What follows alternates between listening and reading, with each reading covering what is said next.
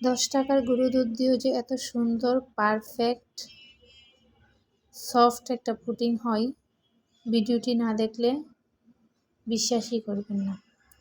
ভিডিওটি স্কিপ না করে সম্পূর্ণ ভিডিওটি দেখুন, কতটা সুন্দর আর সফট হয়েছে পুডিংটা। চলুন এখন মূল উপকরণে চলে যাই। হাফ কাপ চিনি নিয়ে নিলাম ক্যারামেলের জন্য। এখন চিনিটাকে সুন্দর করে একটা ক্যারামেল বানিয়ে নেব। যে পাত্রে আমরা পুডিংটা সেট করব সেই পাত্রে এখন আমরা কেকে ঢেলে দিব। এখন আমাদের ক্যারামেলটা ঠান্ডা হোক। এখন আমরা মূল প্রসেসে চলে যাই। এখানে আমরা 2টা ডিম আর 3টা পাউডার দুধের প্যাকেট নিলাম। এখন এক এক করে সবগুলো প্যাকেট আমরা কেটে একটা কাপের মধ্যে নিয়ে নিব।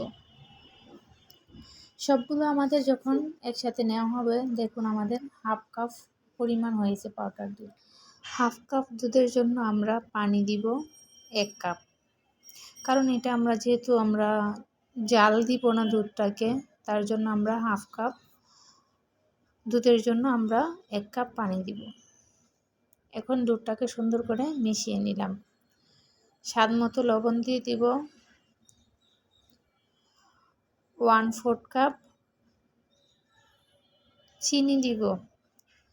দেওয়ার পর আরও অল্প 1 চামচের মতো আমরা আরেকটু চিনি দিয়ে দিলাম। এখন চিনিটাকে দুধটার সাথে সুন্দর করে মিশিয়ে নিব। আগে থেকে 2টা ডিম আমরা সুন্দর করে গুটে নিলাম। এখন ডিমটাও সুন্দর করে এটার সাথে মিশিয়ে নিব। যখন দুধটা মিশানো হয়ে যাবে, ডিম আর দুধ, তখন আমরা এখানে বাসায় বানানো পাউরুটির পিস 3টা দিলাম। আপনারা দোকানের পাউরুটিও দিতে পারেন। আমার যেহেতু বাসায় বানানো ছিল, তার জন্য আমি 3টা পাউরুটির পিস সুন্দর করে দিয়ে এখন দুধটার সাথে মিশিয়ে নেব। যখন দুধটার সাথে সুন্দর করে পাউরুটিগুলো, ডিম সবগুলা মিশানো হয়ে যাবে, তখন আমরা একটা ছাঁকনি দিয়ে সুন্দর করে এটাকে ছেঁকে নিব। ছাঁকনি দিয়ে ছাঁকার ফলে কি আমাদের পুডিংটা খুবই সফট এবং সুন্দর হয়। জমে থাকা যেই দানা দানা ভাবগুলো চলে যায়। যখন ছাঁকা শেষ হয়ে যাবে, তখন আমরা ক্যারামেলের উপর এটাকে সুন্দর করে ঢেলে দিব।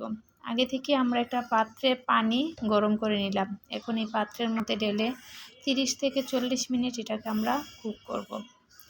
30 থেকে 40 মিনিট কুক করার পর আমরা এখন একটা চাকু দিয়ে এটাকে দেখব, চেক করে এটা হয়েছে কিনা। যখন গায়ে লেগে না আসবে, তখন এটা আমাদের হয়ে গেছে। এখন আমরা এটাকে নামিয়ে চারপাশ থেকে সুন্দর করে ঘুরিয়ে কেটে একটা পাত্রে আমরা এটাকে ঢেলে পরিবেশন করব। কতটা সুন্দর এবং সফট হয়েছে। সত্যি ভিডিওটি স্কিপ না করে শেষ পর্যন্ত পুরো ভিডিওটি দেখুন। অনেক মজাদার হেলদি একটি প্রোটিন।